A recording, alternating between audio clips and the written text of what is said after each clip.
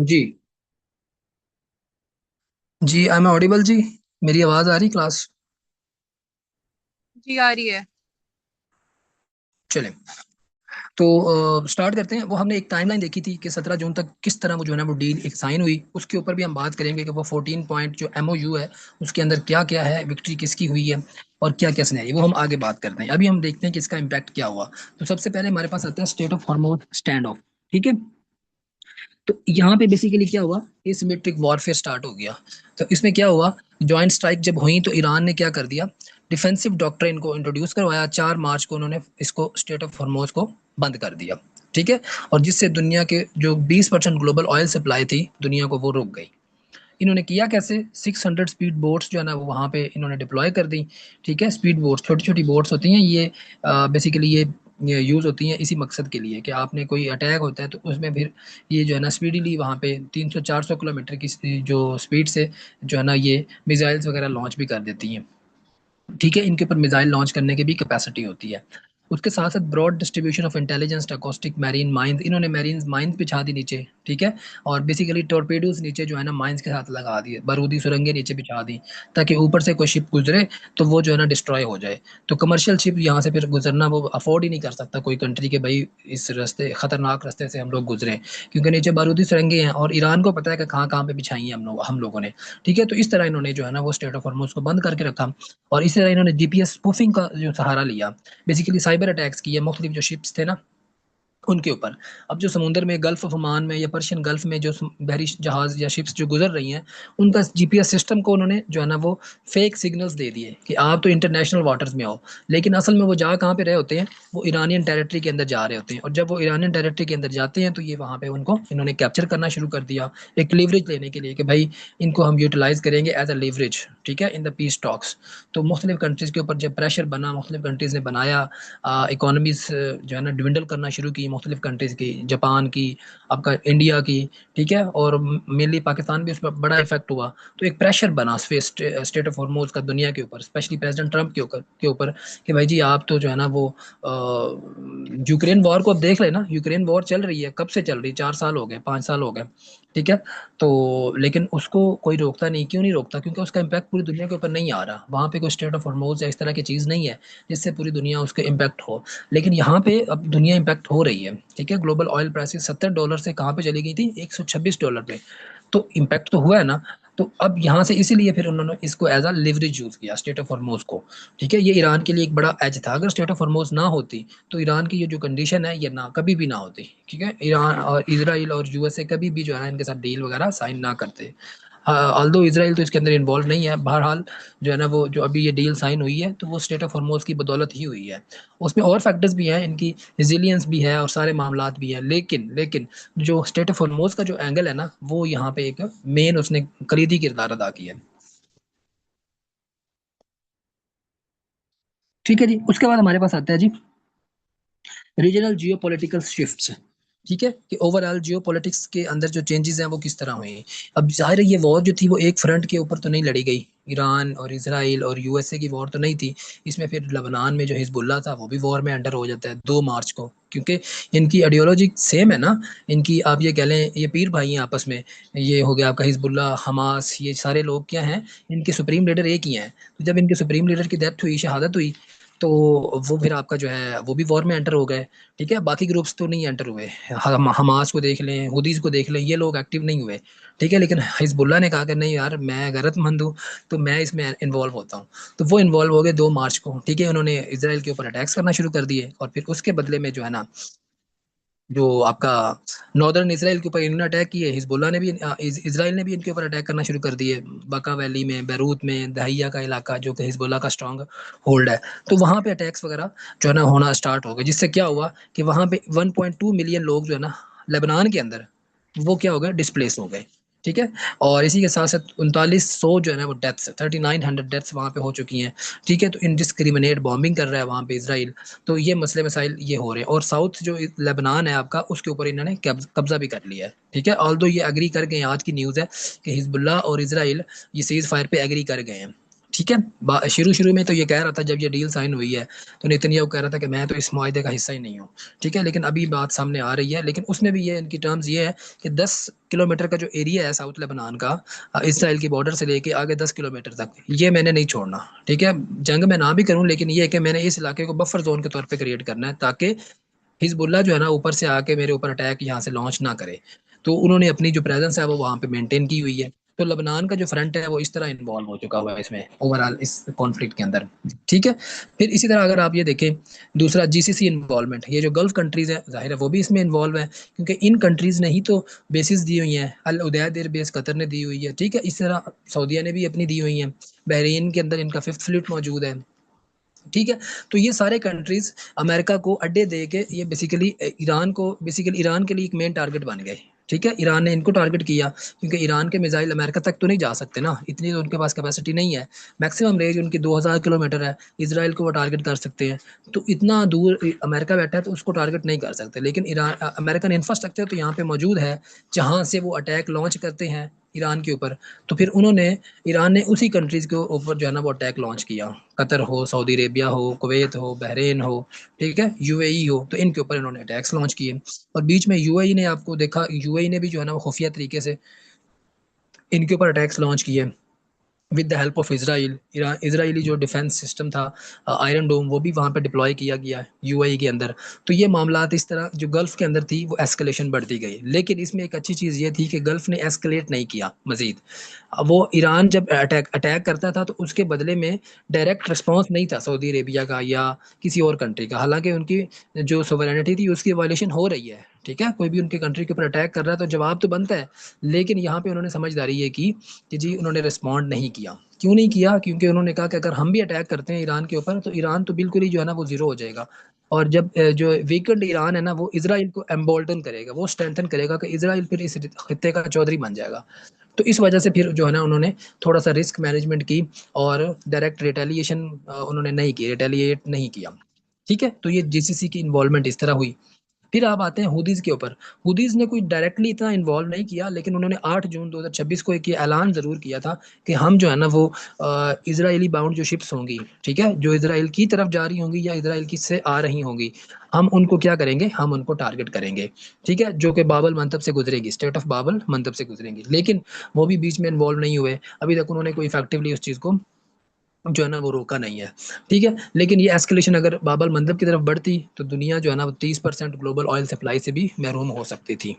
ठीक है, लेकिन बहरहाल ये चीज़ें अभी तक जो है ना वो सो फार जो है ना वो कंट्रोल्ड है बाबल मंदब की हद तक। ओवरऑल अब काम है दोनों एरियाज के अंदर ही, दोनों चौक पॉइंट्स के अंदर ही। जो स्टेट ऑफ हॉर्मूज है वहां से भी गुजर रही हैं शिप्स, और कमर्शियल शिप्स की जो है ना वो, और जो ऑयल है वो भी नीचे आ गया है, $70 से नीचे आ चुका है। प्री वॉर जो उसका रेट था उससे नीचे आ चुका हुआ है। तो मामला जो है ना भी कंट्रोल है। अच्छा, उसके बाद आप देखते हैं global energy and security shocks. ठीक है, अब मैंने आपको बताया कि ये जो इकोनॉमिक कॉस्ट थी इसकी, इस वॉर की, वो तो आपने देखा कि $70 पर बैरल के ऊपर ऑयल था, और वो चला गया कहाँ पे, वो चला गया आपका जी $126 पर बैरल पे। ठीक है, बाद में नीचे भी आता रहा, लेकिन कभी मार्केट ऊपर कभी नीचे, मोर और लेस ये 90-100 डॉलर पे ही मार्केट रही है, जिसका इम्पैक्ट पूरी दुनिया को हुआ है। ठीक है, पाकिस्तान को भी हुआ। और अगर ग्लोबल इन्फ्लेशन की बात करें, इससे अब जाहिर है ऑयल से आपकी इंडस्ट्री और इंडस्ट्री से आपकी पूरी दुनिया की इकोनॉमी, तो ग्लोबल इकोनॉमी का जो एस्टिमेट था वो पहले वॉर से पहले 3.3% थी। ठीक है, ग्लोबल इन्फ्लेशन जो है वो तो उसके बाद जो ग्लोबल इन्फ्लेशन अब जो है वो मौजूदा वो 4% तक पहुंच गई है। ठीक है, तो ग्लोबल इन्फ्लेशन इस वॉर की वजह से बढ़ी है। तो ऑयल की प्राइसेस 70 से 126 पे चली गई हैं। ठीक है, इसी तरह फिर लोगों ने जो है ना एक एक और भी शिफ्ट आया, रिन्यूएबल एनर्जी की तरफ लोगों ने ज़्यादा जो है ना वो रुझान बढ़ा है। ऑयल की जो कंजम्पशन है वो कम हुई है, चाहे इंडस्ट्रीज हो, चाहे आपका ट्रांसपोर्ट सेक्टर हो। ठीक है, चाहे आपका जो एनर्जी का सेक्टर है, इलेक्ट्रिसिटी की यूजेज है वो भी कम हुई है। लोग जो है ना वो शिफ्ट हो रहे हैं रिन्यूएबल की तरफ, इलेक्ट्रिक व्हीकल्स की तरफ, सोलर्स की तरफ। ठीक है, तो ओवरऑल दुनिया में ये ट्रेंड भी जो है ना हमें देखने को मिला है। सही है। अच्छा, उसके बाद फिर आता है आपका great power alignment. Great power alignment में आप ये कहेंगे कि जी एक तो ये था कि रशिया और चाइना, इन्होंने सपोर्ट की फुली किसकी सपोर्ट की जी? ईरान की। ऑल्दो ट्रम्प कहता है कि जी thanks to China and Russia, जो कि न्यूट्रल रहे वॉर में, लेकिन वो न्यूट्रल नहीं थे। रशिया और चाइना वो हेल्प करते रहे हैं, ठीक है, सैटेलाइट्स इमेजरी इमेजरी के थ्रू डायरेक्ट इनको डाटा प्रोवाइड करते रहे कि कहाँ कहाँ पे इनके एयरक्राफ्ट पार्क हैं, कहाँ कहाँ पे इनके ड्रोप मूवमेंट हो रही है। तो ये सारा फंडिंग जो है ये इनको मिलती रही है। इवन के आर्म्स की जो एक्सपोर्ट है वो भी इनको होती रही है ईरान को, इसराइल से, सॉरी रशिया से, ठीक है। एक इनका जो रास्ता है ना, वो वाला कैस्पियन सी वाला रास्ता, तो वो डायरेक्ट इनका रशिया और ईरान का आपस में लिंक होता है। तो वहाँ पे किसी ये बेसिकली ये क्या करते हैं, वहाँ पे अपने रडार वगैरह क्लोज करके शिप्स के, तो जो जो भी इन्होंने स्मगलिंग करनी होती है आर्म्स की, वेपन्स की, तो वो रशिया से ईरान की तरफ आ जाते हैं, ठीक है। तो वॉर वॉर टाइम में एक अलायंस बन गया ईरान का, चाइना का और रशिया का, जो कि एक पहले भी इनफॉर्मल था, लेकिन यहाँ पे उसकी फॉर्मेलिटी हमें नजर आती है, फॉर्मल बनता हुआ, ठीक है। चाइना भी इसको सपोर्ट करता है और लाइकली आपका जो रशिया है वो भी उसने बढ़ चढ़ के उसको सपोर्ट किया, क्योंकि आपको पता है रशिया यूक्रेन वॉर में जो यूक्रेन है उसकी सपोर्ट किसने की थी? जी जी क्लास, रशिया यूक्रेन वॉर में यूक्रेन को कौन सपोर्ट कर रहा था? यूक्रेन को जी, यूक्रेन को। USA sir. जी यूएस से, यूरोप, यही कंट्रीज थे ना जो कि सपोर्ट कर रहे थे। तो अब रशिया ने फिर क्या किया, उसको रेसिप्रोकेट किया, उसने ईरान की सपोर्ट की, क्योंकि अब ईरान के साथ वॉर कौन लड़ रहा है? यूएसए। तो रशिया ने उसकी सपोर्ट की, ठीक है, मिलिट्री इक्विपमेंट उसको प्रोवाइड किए। तो ये मामला थे जी। और ये एक इनका ये अलायंस बना रहा। और फिर ऊपर से जो है ना, वो आपको पता है यूएसए और इसराइल उनका तो है ही है नेक्सस, और उनके साथ, लेकिन उनको यूरोप, जो कि पहले यूरोप की सपोर्ट हुआ करती थी यूएसए को, अब यूएसए की यूरोप की सपोर्ट नहीं थी। यूएसए को क्यों नहीं सपोर्ट थी? क्योंकि वो मैंने आपको बताया कि इनके जो ट्रांस अटलांटिक अलायंस है उसमें रिफ्ट आ रही है, ठीक है। और चाहे वो आपका ग्रीनलैंड का इशू हो, चाहे नेटो की स्पेंडिंग को लेके मामला हो, ठीक है, चाहे यूक्रेन वॉर हो, इन तीनों पॉइंट्स को लेके यूएसए और आपका जो यूरोप है उनके दरमियान डिसएग्रीमेंट्स हैं, ठीक है, इख्तलाफात हैं, जिसकी वजह से यूरोप ने सपोर्ट नहीं किया अमेरिका को। कि अमेरिका ने बारहा कहा कि जी आप आएँ, स्टेट ऑफ हॉर्मुज़ को ओपन करवाएं, हमें एयर बेसिस दें, ठीक है। तो कोई काम भी यूरोप ने नहीं किया, इनफैक्ट नेटो इसके अंदर शामिल नहीं हुई, अमेरिका खुद से ही जो है ना वो अकेले इसके अंदर वो इन्वॉल्व रहा है। तो इसकी वजह से जो इसराइल और अमेरिका जो था, वो उसके जो मेजर रीजन ये भी बनी है कि दुनिया ने उसका साथ नहीं दिया, ठीक है। इवन उनके अपने एलाइज ने साथ नहीं दिया, लेकिन ईरान को सपोर्ट हासिल थी किसकी? आपका चाइना की और रशिया की, ठीक है। तो ये एक जियो पोलिटिकल एक हमें जो पावर अलाइनमेंट है वो भी इस वॉर के दौरान जो है ना डेवलप होती हुई नजर आई, ठीक है। अब यहाँ से हम आगे देखते हैं कि हाउ ईरान जो है ना, कि वो इस वॉर में किस तरह वो इमर्ज हुआ है, ठीक है। उनकी जो रजीम है वो सरवाइव कर गई, ठीक है, ऑल्दो उनके लीडरशिप पहले ही जो है ना वो शहीद हो गए, लेकिन उनके बेटे जो है ना वो बन गए, और ओवरऑल उनके जितने भी 31 सूबे हैं वहाँ पे उनके जो सारे फंक्शनैलिटीज हैं आईआरजीसी के वो काम कर रहे हैं, ठीक है। और वो वॉर लड़ रहे हैं, वो सरवाइव कर रहे हैं, ठीक है। स्टिल वो जो है ना वो इंटैक्ट है, उनकी जो रजीम है वो एटलीस्ट इंटैक्ट है, रजीम को कुछ नहीं हुआ, रजीम अपनी जगह पे अंदर मौजूद है, वो सरवाइव कर गई, ठीक है। और उनको लिवरेज जो मिला वो उनको मिला, ये जो था जो उन्होंने स्टेट ऑफ हॉर्मोज को ब्लॉक किया, हालांकि उनके पास ये पहले लीवरेज नहीं थी, पहले उनके पास न्यूक्लियर की लीवरेज थी, लेकिन ये जो वॉर स्टार्ट होती तो उनको एक नई लीवरेज मिल जाती है स्टेट ऑफ हॉर्मोज की, जिससे पूरी दुनिया इफेक्ट हुई, इम्पैक्ट हुई, ठीक है। तो ये सारे मामला हुए। अब उसके बदले में उनको जो मिला वो क्या मिला? जब वॉर एंड हो रही है तो सैंक्शन का रिलीफ मिल रहा है, जो उनके ऊपर सैंक्शंस लगी हुई थी, क्रिपलिंग सैंक्शंस यूएसए की, आपका यूनाइटेड नेशंस की, ठीक है। तो ये सारी सैंक्शंस अब उनको जो है ना वो उनसे जो है ना उनको बेनिफिट हो रहा है, वो सैंक्शंस हटाई जा रही हैं। ओवरऑल उनके रिकंस्ट्रक्शन का फंड भी जो है ना उनको दिया जाएगा $300 अरब का, ठीक है, जिससे अमेरिका ईरान की जो है ना रिकंस्ट्रक्शन की जाएगी। तो ओवरऑल ये इनको बेनिफिट्स भी हुए हैं इमीडिएट। इसके ऊपर हम वो 14 पॉइंट एमओयू के ऊपर बात करते हैं मजीद आगे चल के, ठीक है। तो ओवरऑल मकसद कहने का ये है कि जो रजीम थी, जो इनका एक ऑब्जेक्टिव था वॉर का, ये यूएसए के वॉर ऑब्जेक्टिव्स में से था ना कि हमने ये रजीम चेंज करनी है। इसने बेसिकली ये मार्च के स्टार्ट में जो है ना ऐलान किया था कि हमने ईरानियन पीपल को फ्री करवाना है फ्रॉम दिस हॉरिबल रिजीम, ये जो ईरान के अंदर रिपब्लिक रिजीम जो चल रही है उससे। तो उन्होंने बेसिकली ये कहा था, और कहा था कि मिसाइल बैलिस्टिक मिसाइल कैपेबिलिटीज जो है ईरान की, हमने उसको डिसमेंटल करना है। तो ये उनके पास जो स्टॉक पाइल है कुछ 600 के करीब मिसाइल्स हैं उनके पास, ठीक है, ईरान के पास है। तो अभी भी वो स्टिल उनके पास इंटैक्ट है, कुछ इन्होंने डिस्ट्रॉय किए हैं, लेकिन ये जो है ना अभी जो है ना ईरान क्लेम करता है कि हमारा जो न्यूक्लियर स्टॉक पाइल है, हम इस तरह जो है ना 6 साल मजीद वॉर लड़ सकते हैं। हमारे पास जो स्टॉक पाइल है वो मिजल्स का, वो हमारे पास इतना मौजूद है। अमेरिका क्लेम करता है कि जी हमने इनके जो ड्रोन कैपेबिलिटी है उसको 66% जो है ना वो डिस्ट्रॉय कर दिया, 66%। लेकिन ईरान के जो क्लेम्स हैं वो हैं जी हमारे पास तो इंटैक्ट है, हमारे जो शायद 136 ड्रोन हैं, सुइसाइड ड्रोन हैं, वो मौजूद हैं। ठीक है, उनको सिग्निफिकेंट डैमेज ज़रूर हुआ है, लेकिन ये कि उनकी कैपेसिटी जो है ना वो असल में दोबारा बनाते रहते हैं ना, उनके अंडरग्राउंड ये सारी फैक्ट्रीज इनके काम कर रही हैं, तो वो न्यू न्यू प्रोड्यूस कर रहे हैं। तो ठीक है, अब तेल भी बेच रहे हैं तो उससे उनको आमदनी भी हो रही है, क्रिप्टो के थ्रू भी हो रही थी, और मुख्तलिफ लीगल चैनल्स के थ्रू हो रही थी, शेडो इनकी फ्लीट्स चल रही थी जो तेल खुफिया तरीके से बेच रही थी। तो इस वजह से ये जो है ना सर्वाइव कर गए अपना, ड्रोन्स को लेके, बैलिस्टिक मिसाइल को लेके। रेजीम चेंज वाला मामला वो वैसे का वैसे ही है। ये इनके वॉर ऑब्जेक्टिव्स की मैं आपको बातें कर रहा हूँ कि जो इन्होंने कहा था कि हम मिसाइल प्रोग्राम को डिस्ट्रॉय करेंगे, ड्रोन्स को डिस्ट्रॉय करेंगे, रेजीम को चेंज करवा देंगे, ठीक है, न्यूक्लियर नहीं बनाने देंगे। तो न्यूक्लियर तो वो पहले ही उन्होंने शो किया होता कि जी हम नहीं बनाएंगे, कि हम तो सिविल के लिए यूज़ करते हैं इसको।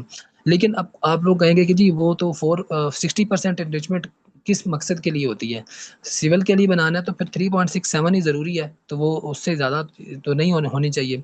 लेकिन वो असल में ये मामला स्टार्ट होते हैं जब इनके ऊपर अटैक किए जाते हैं, मिड नाइट हैमर होता है। ठीक है, तो मिड नाइट हैमर के बाद फिर ये मजीद एनरिचमेंट को अपना तेज़ करते हैं। और कुछ लोग तो ये कहते हैं, बीच में ये न्यूज़ भी आई थी कि ये 90% तक पहुंच चुके हैं, वेपन ग्रेड इन्होंने यूरेनियम बना लिया है, जो अपना न्यूक्स है ना डेवलप कर लिए हैं। तो अभी उसको डिस्क्लोज नहीं करना चाह रही है। बहरहाल ये जो मामला थे न्यूक्लियर को लेके, ठीक है, ईरानियन प्रॉक्सीज को लेके, कि ईरानियन प्रॉक्सीज को डिसमेंटल किया जाएगा, वो प्रॉक्सीज वैसे की वैसी हैं, आल्दो वो प्रॉक्सीज वीक हो चुकी हैं, लेकिन प्रॉक्सीज अपनी जगह पे मौजूद हैं, हिजबुल्लाह अपनी जगह पे मौजूद है, वो अभी लड़ रहा है इनसे। वो एफपीवी ड्रोन्स इसके ऊपर लगा रहा है, ठीक है, रॉकेट अटैक, रॉकेट लॉन्चेस के थ्रू अटैक कर रहा है। लाइक वाइज आपका हूदीज जो है ना वो एक्टिव हैं, आल्दो वो जो है ना वीक हो चुके हुए हैं। तो ये आपके जितने भी जो इसके वॉर ऑब्जेक्टिव्स थे उनमें से कोई भी ये जो अमेरिका है वो अचीव उसको नहीं कर सका, ठीक है, और रिजीम जो है वो सर्वाइव कर गई। अच्छा, उसके बाद फिर आता है जी impact on United States power. जाहिर है अब इसकी जो एक एक आप ये कह लें कि सुपर पावर होने का इसको जो घमंड था वो उसका टूट गया है। ठीक है, तो मिलिट्री डेटरेंस इसकी जो है ना वो कम हो गई है, सारे अपने एयरक्राफ्ट कैरियर्स लेके, अपनी ओवरऑल मिलिट्री फिफ्थ फ्लीट को लेके, सेंटकॉम पूरा इसके अंदर इन्वॉल्व है। तो फिर भी जो है ना ईरान को जो है ना इसने डिफीट नहीं किया। तो इससे क्या दुनिया को मैसेज क्या गया, अब इस खित्ते के अंदर एक नई जो पावर है, स्ट्रेटेजिक पावर, वो कौन सी इमर्ज हुई है, वो ईरान इमर्ज हुई है। ठीक है, आप ये कह लें कि फोर्थ सुपर पावर कह लें, या फोर्थ पावर दुनिया की मेजर है, वो आफ्टर यूएसए, रशिया और आपका चाइना, उसके बाद ये तीसरी ये जो पावर है वो ईरान इमर्ज होकर सामने नजर आई हमें। और जो अमेरिकन डेटरेंस थी वो खत्म हो गई, जो कि किसी टाइम में सुपर पावर हुआ करती थी, अब वो एक आप ये कह लें कि हॉबल्ड हेजमोन बन के रह गया है। ठीक है, एक लंगड़ा, एक लेम जो है ना वो हेजमोन बन गया है। ठीक है, हेजमोन भी आप उसको ना कहें, क्योंकि वो अब जो है ना वो जिम्मेदारी जो है ना वो नहीं ले रहा पूरी दुनिया के जो डेवलपमेंट्स हैं। वो कहता है कि जी चाइना को कहता है G2 ग्रुपिंग बना लो, हमारे साथ मिल के जो है ना दुनिया के अफेयर्स को जो है ना वो लेके चलो। ठीक है, तो ये मामलात है। एक तो हमें इसका जो अमेरिकन पावर है उसके ऊपर नजर आते हैं, स्पेशली अगर हम इसके जो लॉसेस की बात करते हैं ना, कि इनको लॉसेस हुए क्या क्या। तो इनका जो अपना डिपार्टमेंट है पेंटागन, वो कहते हैं कि जी 29 अरब डॉलर का जो नुकसान हुआ है हमें, ठीक है, 29 बिलियन US डॉलर्स का। लेकिन जो इंडिपेंडेंट थिंक टैंक्स है वो कहते हैं 13 बिलियन US डॉलर का जो है ना इनको नुकसान हुआ है। ठीक है, 15 इनके जो ट्रूप्स हैं, यूएस पर्सनल फौजी, 15 वो मारे गए हैं, और 538 इनके जो है ना वो जख्मी हुए हैं, वाउंडेड हुए हैं। ठीक है, तो 113 अरब डॉलर का नुकसान भी हुआ है। और इसी तरह फिर इनका जो डिफेंस बजट है वो इस वॉर में वो भी बढ़ गया। ठीक है, और ये इन्होंने कितना बढ़ाया, 42%। और रिसेंटली इनका जो डिफेंस बजट है वो पहले 900 अरब डॉलर हुआ करता था, अब वो कितना हो गया, 1.5 trillion US dollars, 1.5 trillion US dollars हो गया है। ठीक है, तो इस वॉर की वजह से इनका डिफेंस बजट भी कितना बढ़ गया, 42 अरब रुपए। ठीक है, और वहां पे इन्फ्लेशन जो है वो भी बढ़ गई अमेरिका के अंदर। इस वॉर के स्टार्ट होने से पहले इन्फ्लेशन वहां पे थी 2.4%। ठीक है, और अब इन्फ्लेशन कहाँ पे पहुंच गई है, 3.8%। ठीक है, गैस की प्राइसेस की अगर बात करें, लोगों को गैस बहुत महंगी मिली। गैस पहले मिलती थी इनको $3.5 अ गैलन। एक गैलन जो है ना वो कितने का मिल जाता था इनको, $3.5, $3.5। अब वो कितना हो गया जी, अब वो चला गया जी आपका $4.5 अ गैलन। ठीक है, लाइक वाइज ऑयल की प्राइसेस आपको मैंने पहले बता दी, 70 से 120 126 पे पहुंच गई। तो ये सारे मामलात अगर आप देखें, तो अमेरिका के ऊपर इसका इम्पैक्ट हुआ। अब इससे इन्फ्लेशन बढ़ी, अनएम्प्लॉयमेंट अमेरिका के अंदर बढ़ी। तो अब अमेरिका इसको अफोर्ड नहीं कर सकता। क्यों? क्योंकि नवंबर के अंदर इलेक्शंस आ रहे हैं, मिड टर्म इलेक्शंस। ठीक है, 4 साल की इनकी टर्म होती है प्रेसिडेंट की, 2 साल के बाद मिड टर्म इलेक्शन होने होते हैं। तो इलेक्शन में ये दुनिया को क्या दिखाएगा? महंगाई की वजह से तो ये नहीं जीत सकता। अभी इसने ये डील जो साइन की है, इसमें इनके जो अपने साथी हैं रिपब्लिकन्स जो हैं, अपने प्रेसिडेंट ट्रम्प की पार्टी के लोग, वो भी इसको क्रिटिसाइज कर रहे हैं। ठीक है, तो क्या ख्याल है आप लोगों का कि जी ये उनको साथ देंगे मिड टर्म में? कभी भी नहीं होगा। ठीक है, तो इसको ये डील से निकलना, बाहर निकलना बहुत ज़्यादा ज़रूरी था इस सेंस में।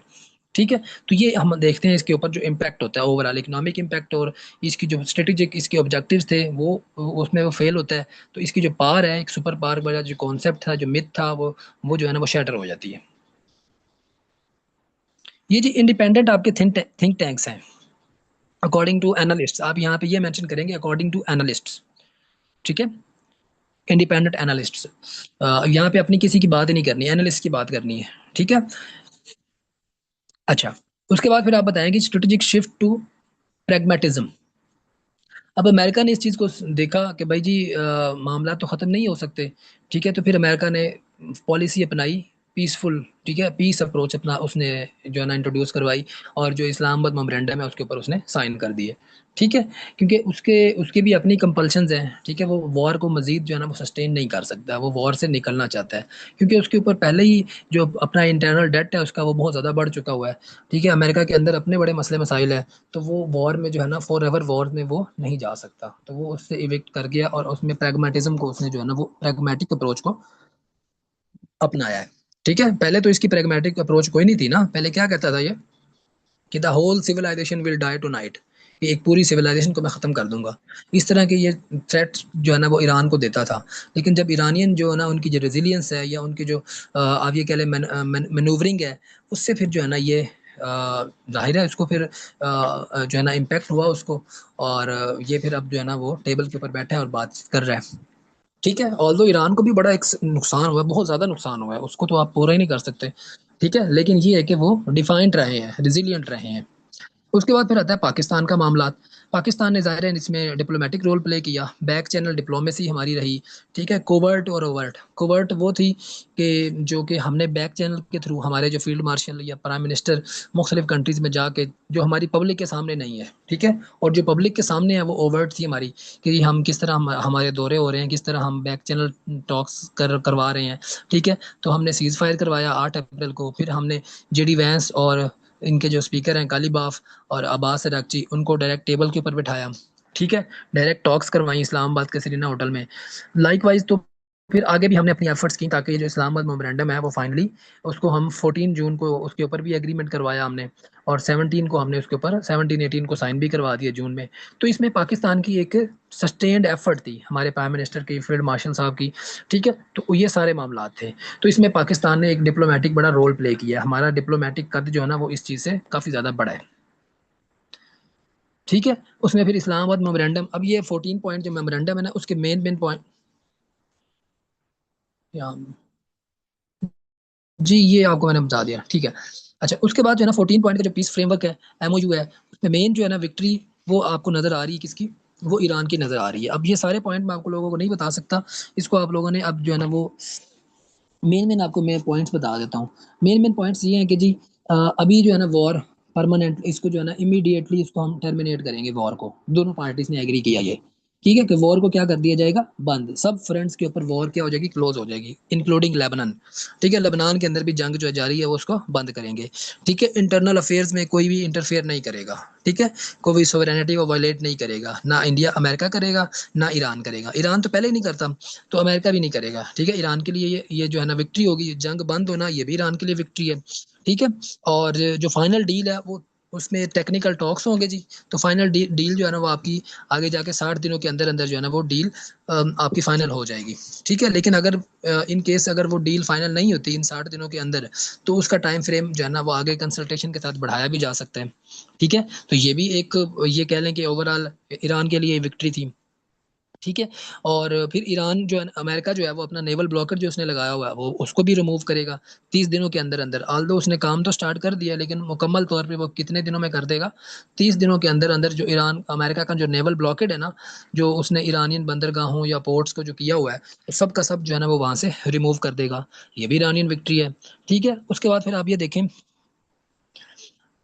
पर्शियन गल्फ और जो ये जो स्टेट ऑफ हॉर्मोज है, इसके ऊपर जो आपका पर्शियन गल्फ हो गया या गल्फ ऑफ ओमान हो गया, इसमें ईरान और ओमान ये मिल के तय करेंगे।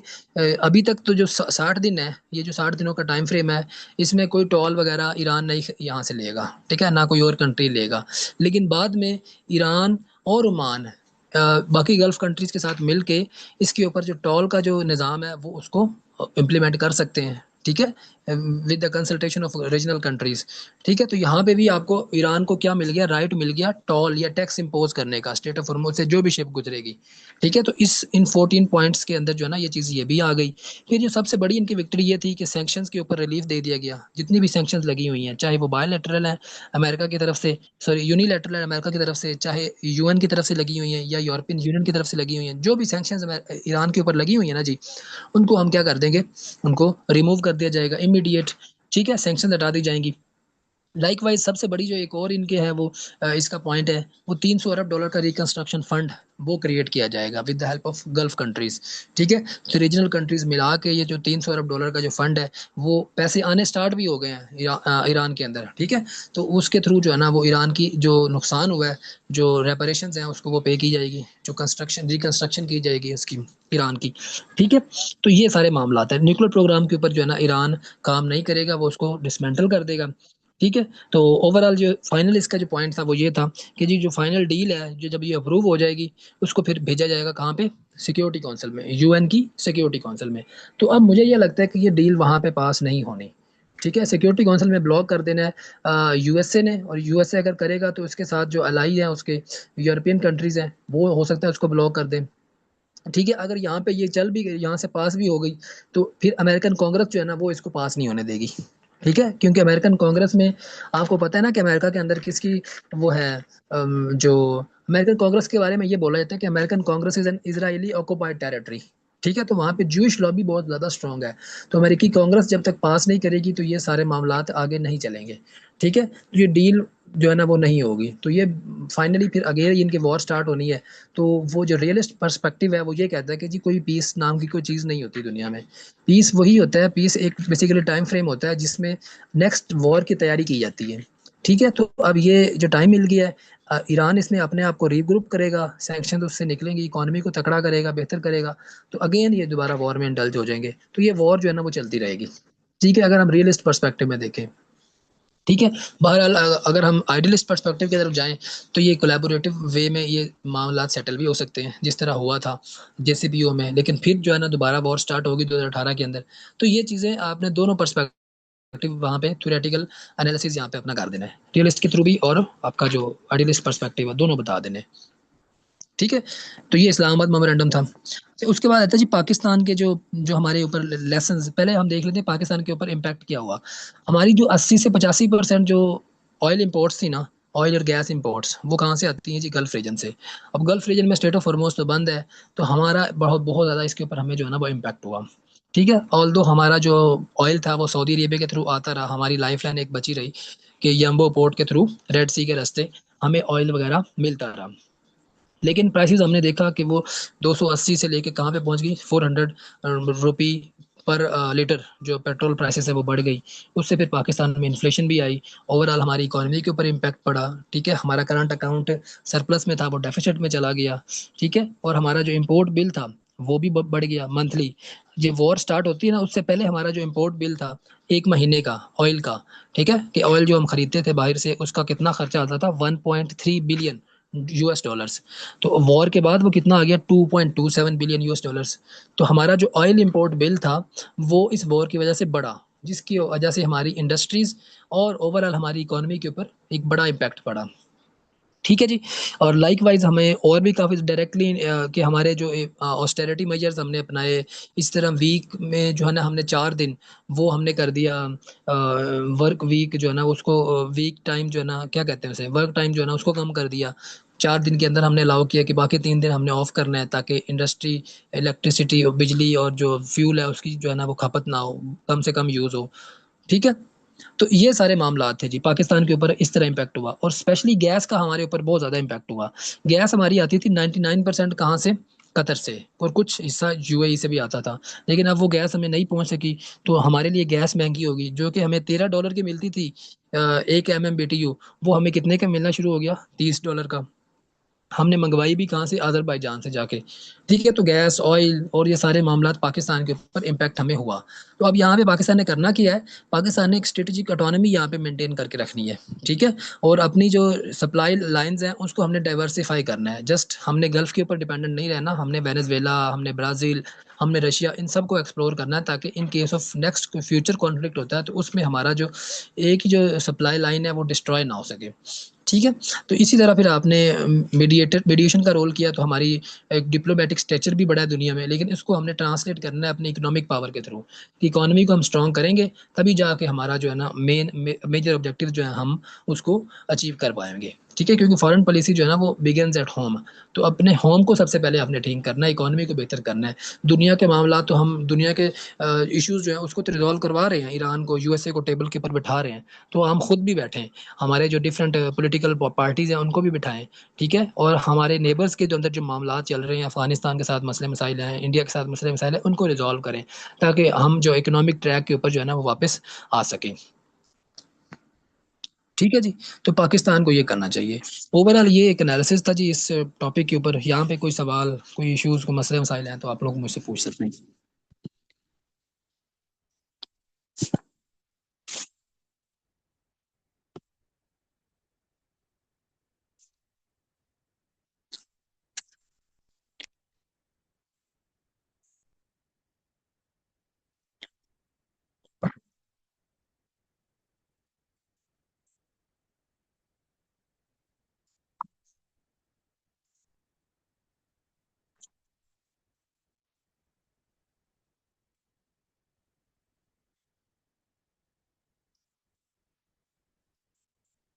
चलिए ठीक होगा जी, इंशाल्लाह फिर नेक्स्ट क्लास हमारी कल 3 बजे ही होगी। टाइम तो टॉपिक मैं आपको बता दूंगा, उसके ऊपर फिर हम बात कर लेंगे मजीद। इसमें भी मजीद कोई डेवलपमेंट होगी तो उसके ऊपर भी हम इंशाल्लाह मजीद फिर बात कर लेंगे। अम, जो है ना आपका, क्योंकि अभी इसके ऊपर हो सकता है कि 60 दिनों के बाद डील फाइनल हो जाए या ना हो। तो जो भी डेवलपमेंट होगी इंशाल्लाह उसके ऊपर बात करते रहेंगे, लेकिन रात वाली क्लास आप लोगों ने मिस नहीं करनी। उसके ऊपर जो डेवलपमेंट होती है वो उसका लिंक होता है। तो वो सारी आपके जो जितने भी इश्यूज हैं करंट, हमने जो ऑलरेडी कवर कर लिए हैं, उसमें वो सारी आपकी एडिशन होती जाएगी। ठीक है। तो आप अपने नोट्स में ऐड करते जाइएगा, जो भी इंडिया से रिलेटेड जो मामला हो रहे हैं, ये गाजा के रिलेटेड जो हो रहे हैं, यूएस चाइना से रिलेटेड जो डेवलपमेंट्स हो रही हैं, तो वो साथ साथ चीज़ें चलती रहेंगी। ठीक है जी। तो इंशाल्लाह फिर कल जो है ना 3 बजे करते हैं स्टार्ट। ओके जी। ख्याल रखें अपना। अल्लाह हाफिज़।